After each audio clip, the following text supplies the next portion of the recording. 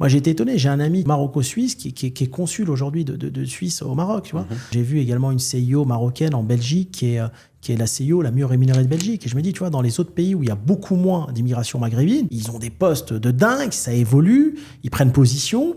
Et en France, c'est très complexe. Ouais. Il y a une partie de l'économie française qui est musulmane. Alors, on va pas parler de l'industrie, de la vente d'avions ou autre, mais j'irai dans l'économie de tous les jours.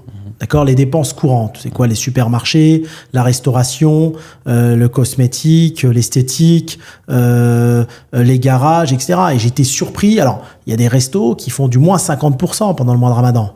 Il y a des garages automobiles qui m'ont envoyé, parce que j'ai carrément envoyé des petites questions en ligne, un petit questionnaire. C'est bien d'avoir l'avis des personnes qui me suivent. Et ça m'enrichit. Moi, ça m'enrichit et j'écoute toutes ces personnes. Hein.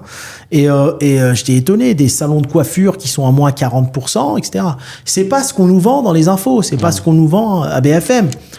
Jamais j'ai vu sur BFM, l'économie musulmane fait partie de l'économie française et fait indirectement vivre la France. Et c'est pour ça que la réalité, quand tu vas dans des pays de l'Europe, des Balkans, tu vois, l'Europe de l'Est, tu vois que les pays sont beaucoup moins développés que la France sur les 50 dernières années. Pourquoi? Parce qu'ils n'ont pas eu la même immigration. Ils ont eu moins d'immigration et que cette immigration, qu'elle soit maghrébine, hein, j'englobe d'Afrique du Nord, je dis Maghreb, je raccourcis, ou d'Afrique, est une immigration de consommateurs. Ouais. Tu comprends? Moi, je fais un exemple tout bête. Pendant le mois de Ramadan, mes amis d'enfance, qui se reconnaîtront, sont des Français. Comme tu dis, j'ai grandi dans une petite ville de province qui est Tours. Pourquoi ils étaient pressés que ce soit le Ramadan? Parce qu'ils voulaient venir manger chez ma mère.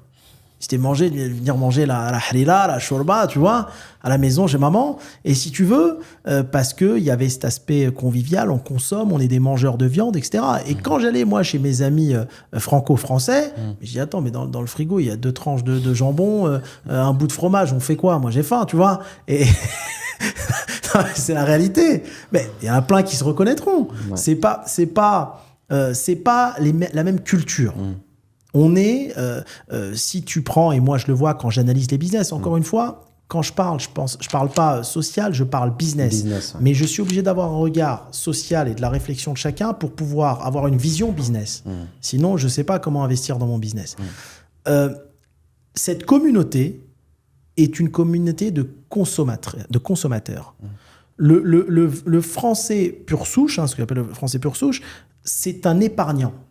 Mais moi, je le vois, oui, dans mes bureaux. J'ai eu des bureaux en France. Il est midi. Il y a plein de Françaises qui étaient là. Elles viennent avec leur tupperware. OK. Je leur ai mis un frigo avec la nourriture de la maison pour manger. D'accord? Maintenant, les assistantes et les comptables qui étaient d'origine maghrébine, tous les midis, ils allaient manger au restaurant. Donc, le constat, il est facile à faire. C'est moins des épargnants. Et pourquoi? C'est quoi? C'est culturel? C'est quoi? C'est culturel. Peut-être que ceux qui ont immigré, ils sont tellement venus dans les gènes de la souffrance qu'ils sont en mode je vis comme si c'est le dernier jour. Je sais pas, moi, je vis au jour le jour, tu vois. Je me pose pas de questions. Et que les autres, ils sont plus avec une vision à long terme. Je sais pas. Moi, si tu veux, c'est un constat. Moi, c'est des constats que je fais, tu vois. Et aujourd'hui, tu voyais, que ça soit Lyon, mais toutes les villes de France, pendant le mois de Ramadan, sont vides. Sont vides.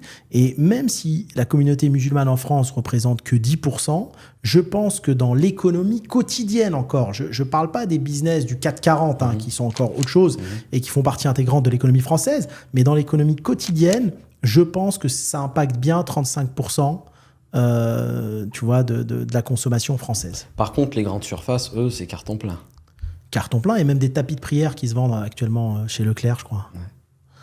Ils font des stands, tu t'y arrives à l'entrée, c'est spécial Ramadan, ils te vendent même des chocolats Kinder spécial Ramadan. On s'adapte. Je sais pas s'il y en a en France, mais en tout cas à Dubaï, c'est ça. Mais... On aime bien prendre l'argent des musulmans, très bien. Par contre, quand tu allumes BFM, on n'aime pas les musulmans. Et on ne laisse pas une personne issue de l'immigration musulmane maghrébine être à la tête d'un gros conglomérat en France, tout simplement.